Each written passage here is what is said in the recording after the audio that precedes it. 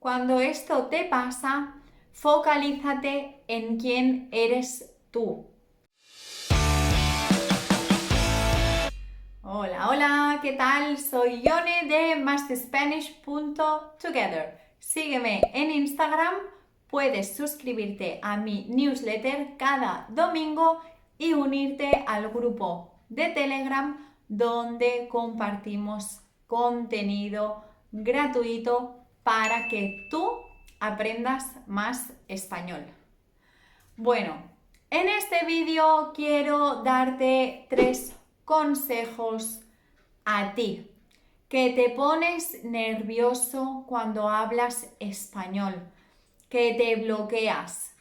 Quiero darte 3 consejos para que te sientas con más confianza y con más seguridad cuando hablas español. Si tú ya tienes un nivel intermedio, avanzado, incluso, el primer consejo que te doy es que no corras. Tómate tu tiempo para expresar lo que quieres decir, para elegir el vocabulario correcto, para que tengas tiempo de pensar en esa nueva expresión que has aprendido y usarla. No hay prisa. Tómate tu tiempo. Es cierto que el español es una lengua muy rápida. Los nativos del español hablamos generalmente muy rápido. Yo, cuando estoy con mis amigas, con mi familia, también tiendo a hablar rápido. Pero incluso yo intento ser consciente de mi velocidad para bajarla. ¿Por qué? Tanto si eres estudiante de español como si hablas en tu lengua nativa, te aconsejo que intentes ralentizar el ritmo de la conversación. ¿Por qué? Porque expresas, transmites más calma, más serenidad. Una persona que habla puede incluso llegar a agobiarte y a hacerte sentir una sensación de estrés.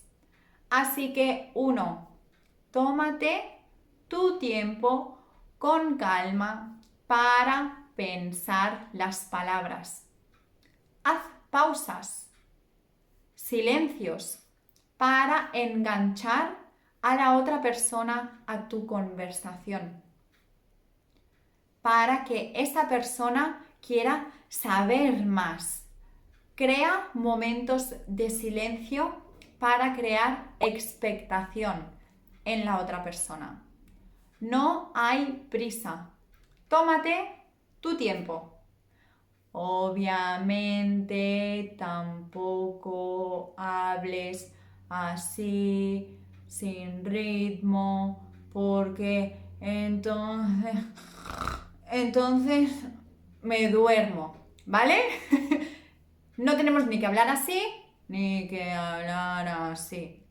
Encuentra un ritmo correcto para ti. La otra persona te lo agradecerá porque comprenderá tu mensaje mejor. El segundo consejo que te doy es que no te compares. Generalmente los estudiantes de español se sienten más cómodos en conversaciones uno a uno o en conversaciones con otros estudiantes de español. ¿Por qué? Porque todos solemos compararnos. Sentimos que nuestro nivel de español, si hablamos con un nativo, es muy bajito. En cambio, si hablamos con otro estudiante de español, nos sentimos mejor, más seguros, ¿sí? porque no vemos tanta diferencia. Así que en español decimos que las comparaciones son odiosas. Cuando empiezas a compararte, pues te empiezas a sentir inseguro. Y cuando te sientes inseguro, dudas de todo lo que dices y cómo lo dices. Y tu español es peor de lo que realmente es. Así que es importante tomar conciencia en el momento en el que empezamos a compararnos con otra persona y a sentirnos inseguros. Si esto te pasa y eres capaz de darte cuenta de que te estás comparando y poniéndote nervioso, para un momento y repítete: comparo mi español con mi propio español. Mido mi progreso en base a mi progreso, no a cómo hablan los demás o cómo habla la otra persona. Cuando esto te pasa, focalízate en quién eres tú, en lo que tienes y no en lo que te falta. No compitas, esto no es una competición. Tu progreso es tu progreso. El de la otra persona es otro. Y es importante aceptar que siempre va a haber alguien mejor que tú. Hablando español, corriendo, haciendo malabares, siempre vas a encontrar a alguien que haga las cosas mejor que tú.